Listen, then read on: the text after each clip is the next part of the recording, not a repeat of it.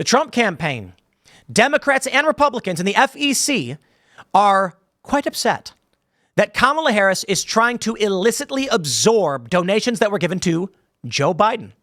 Apparently what they're saying is you can't do that, which would mean all the donations Biden received will have to be released back to the donors. So they're talking about $81 million for Kamala Harris. I don't know how much that's going to matter. Here's a story first from the Post Millennial. Breaking: Trump campaign files FEC complaint against Biden and Harris over transfer of campaign funds.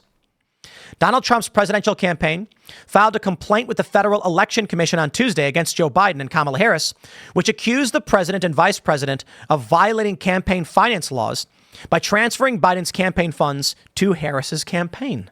And I questioned this. I was like, how is that legally allowed? They're two different people. The question I brought up was, if someone can give Joe Biden $100, no, it's a maximum 30. I think it's 3,300 right now. Is that what it was? Or something like that. And then Joe Biden goes, I'm dropping out of the race. Kamala, you can have my money. Well, I've never donated to Kamala. Can't I give her another? No, that's double the maximum. So how is this possible? Quote, Kamala Harris is seeking to perpetrate a $91.5 million heist of Joe Biden's leftover campaign cash, a brazen money grab that would constitute the single largest excessive contribution and biggest violation in the history of the Federal Election Campaign Act of 1971, as amended. David Warrington, the Trump campaign's general counsel, wrote in the complaint per New York Times. He said that Biden and Harris were flagrantly violating the act by making and receiving an excessive contribution of nearly $100 million. And for filing fraudulent forms with the commission purporting to repurpose one candidate's principal campaign committee for the use of another candidate. Warrington continued, to date, Biden for president has provided no indication that it will return or redesignate all of its general election contributions. Thus, each and every general election contribution received by Biden for president is an excessive contribution. In essence, he argued that Harris is not the Democrats' official nominee yet, and Biden cannot keep the general election funds he received if he is no longer a general election candidate. The lawyer asked for a prompt response from the FEC on the matter, as Harris is in the process of committing the largest campaign finance violation in American history, and she is using the commission's own forms to do it. A Biden spokesman did not immediately respond to a request for comment from the Times. An FEC spokeswoman said the agency could not comment on pending enforcement matters. But we have this from Patrick Webb. Patrick Webb on X, who is comms for Leading Report, says, Democrats are asserting the legality of transferring Biden's campaign funds to Kamala Harris's campaign and are requesting the FEC uphold the interpretation of the law. This follows questions raised by FEC Chairman Sean Cooksey, who maintains that such transfers are illegal and against FEC campaign finance laws, insisting that the funds should be returned to donors.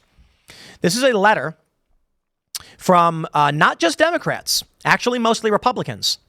But this is the 118th Congress of the United States Committee on House Administration. And they write, Dear Chair Cooksey, as ranking member of the committee charged with oversight of the Federal Election Commission, I write to clarify a possible misrepresentation that appeared on your recent social media activity that may sow misguided doubt and confusion about the state of presidential election and the commission's impartiality.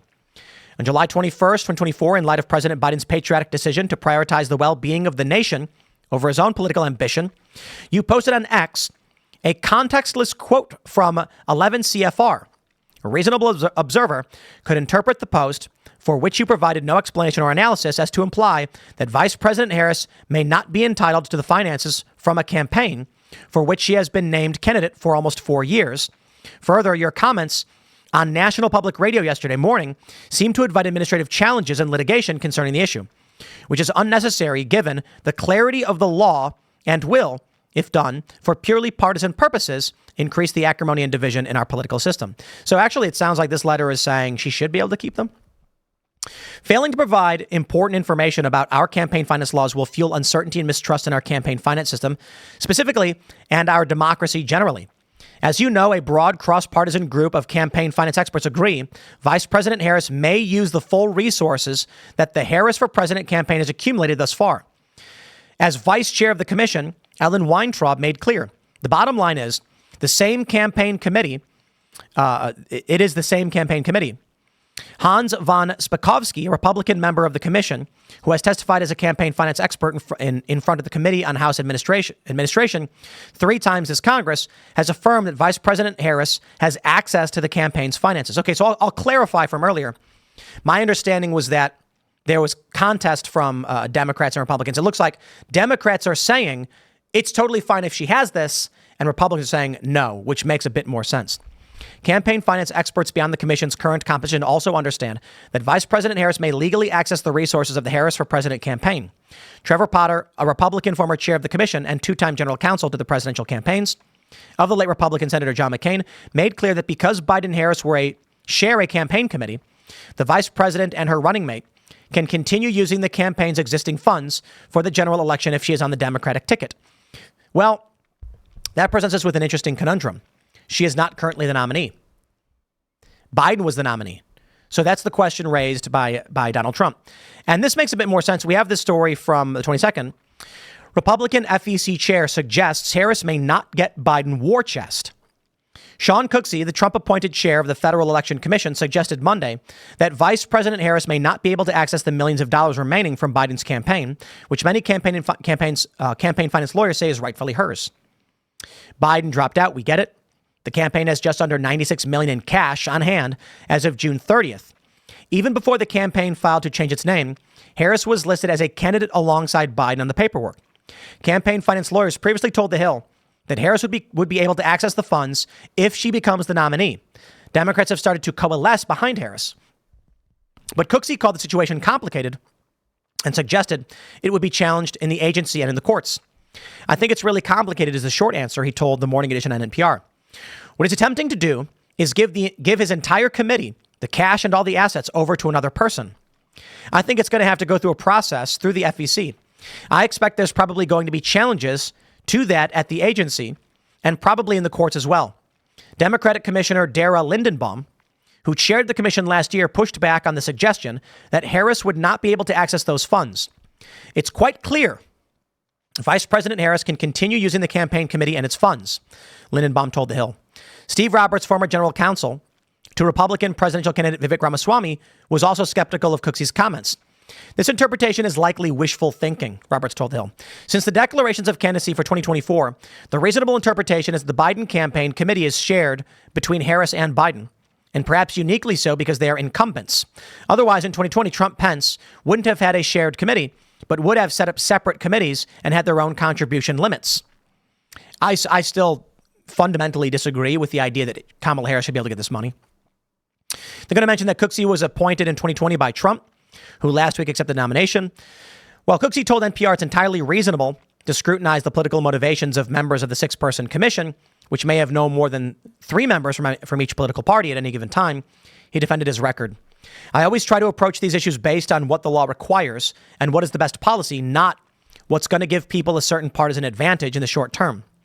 Cooksey has sided with Democratic candidates and committees in controversial opinions that have angered many campaign finance reform advocates, including recent decisions that allow candidates to raise unlimited funds for state-level ballot measures, remove restrictions from certain mass text messages, and make it easier for candidates and super PACs, which can raise unlimited sums of money, to coordinate on canvassing. I'm going to put it this way. To that one comment from the Vivek Ramaswamy's guy, Trump and Pence were running together, but Trump is the candidate. I will stress this. When Donald Trump is chosen as the nominee, he then says, here's my running mate.